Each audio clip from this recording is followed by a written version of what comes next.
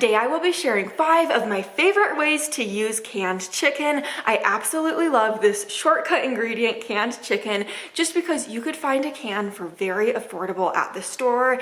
Also, it's pre-cooked and canned chicken is always super tender and delicious, so we really enjoy it. Let's get to my kitchen now and let's get started. To start us out this week, we're having this Mexican style rice and chicken.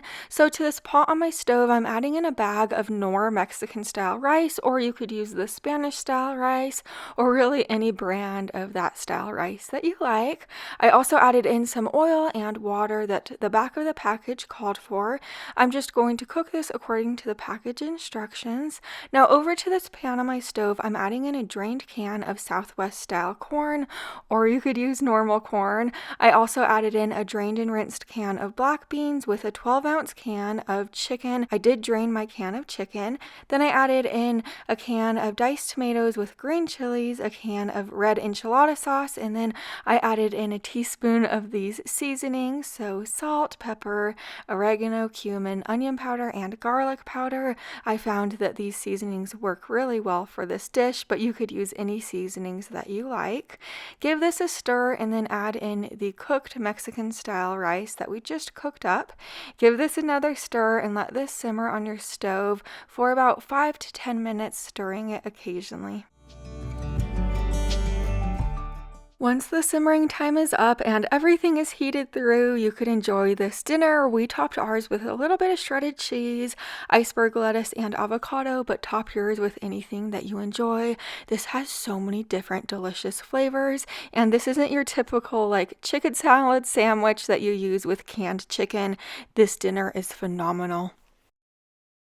Here's another amazing dinner that you will probably love. This easy cheesy chicken pasta is wonderful. I'm starting out by dicing a red bell pepper and a yellow onion into smaller pieces. Over to this pot of boiling water on my stove, I added in 8 ounces of penne pasta, and I'm going to cook it according to the package instructions. Over to this pan, I added in a tablespoon of olive oil and a tablespoon of butter.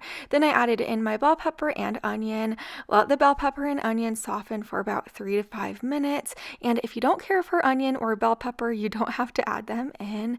But then I added in 2 tablespoons of all-purpose flour. Make sure you stir that in well just so it gets incorporated with the veggies.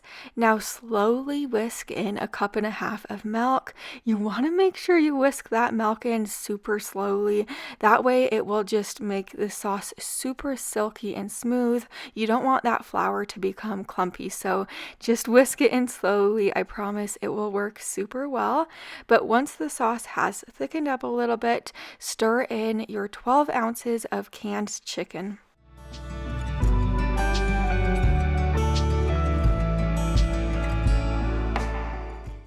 This recipe truly is so easy to throw together. I'm adding in a teaspoon of salt now, a teaspoon of oregano, a teaspoon of onion powder, garlic powder, and paprika. Those are the seasonings I added in.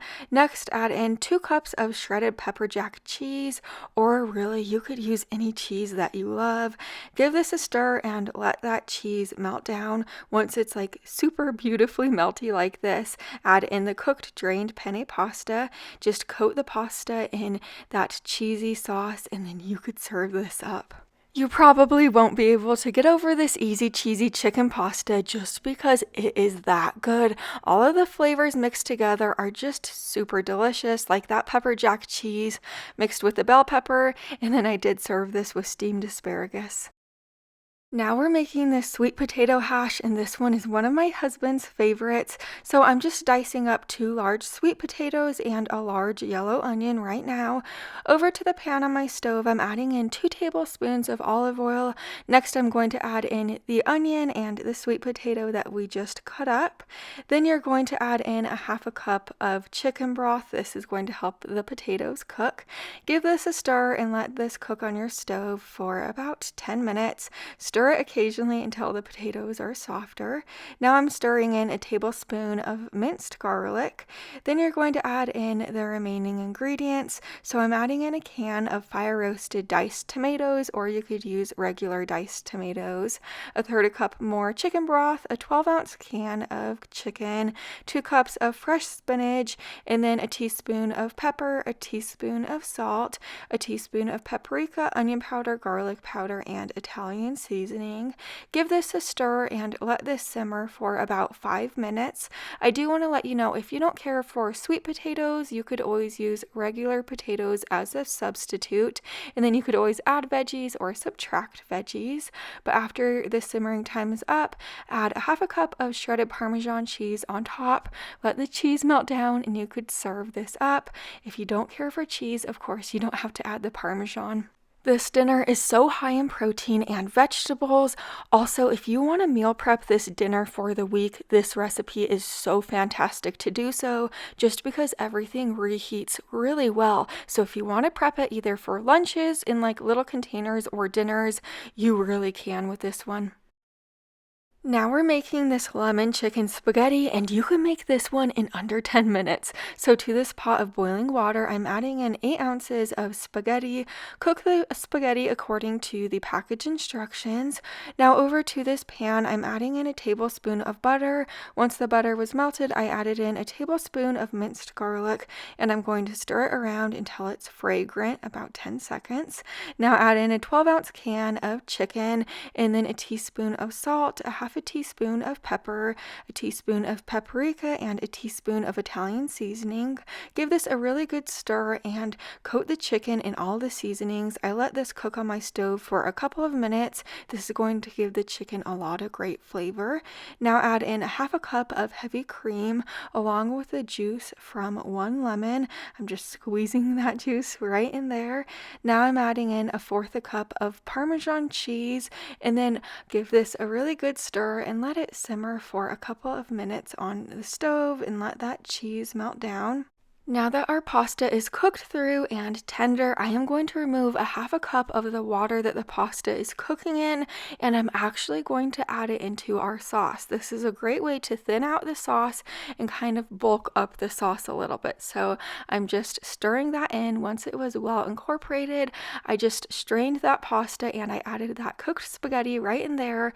Give this a stir to coat the spaghetti in that yummy lemon sauce, and then you could serve it up. Nobody likes when the lemon flavor is so overpowering that it is the only thing that you taste in your dinner, but this is perfect because it has a hint of that lemon flavor and it has like an herby flavor. It really is delicious. I did serve this with a side salad with Italian dressing. Now we're making this chicken noodle casserole. So to a pot of boiling water, add in 8 ounces of egg noodles, or you could use any type of noodle that you like. Cook it according to the package instructions and then strain it and set these noodles to the side. We're going to work on the cheddar breadcrumb topping now. So into this bowl, I added a half a cup of shredded cheddar cheese, a half a cup of Italian style panko breadcrumbs, and 2 tablespoons of melted butter. Stir this to coat everything in the butter, and then you are going to set this topping to the side. I pulled out a 9x13 baking dish, and you want to spray it with nonstick spray. Add the cooked egg noodles right in there. Next, add in 1 can of cream of chicken soup. Then you're going to add in 1 cup of frozen peas, or you could add in any type of frozen vegetable that you like, or skip the veggies if you'd like. Then a 12-ounce can of drained chicken, a half a cup of milk, and then a teaspoon of pepper, a teaspoon of onion powder, garlic powder, paprika, and oregano. Give this a stir and just spread this out, and then over the top you're going to sprinkle that panko cheddar mixture on. Bake this in a preheated oven to 350 degrees for about 25 to 30 minutes, or until the top is golden brown.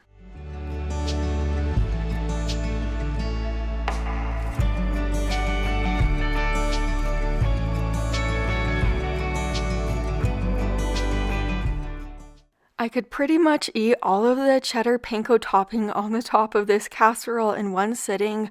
It really is that good, and the little crunch that it gives is so perfect. I'm sure you're going to love this casserole as much as we do, and those egg noodles in it just are like the perfect noodle for it. If you guys didn't know yet, I have a cookbook, and there is a high quality color photo for every single recipe in this book. I have it linked in the description box below this video for you if you want to check it out. But I'll see you guys in the next video. Bye for now.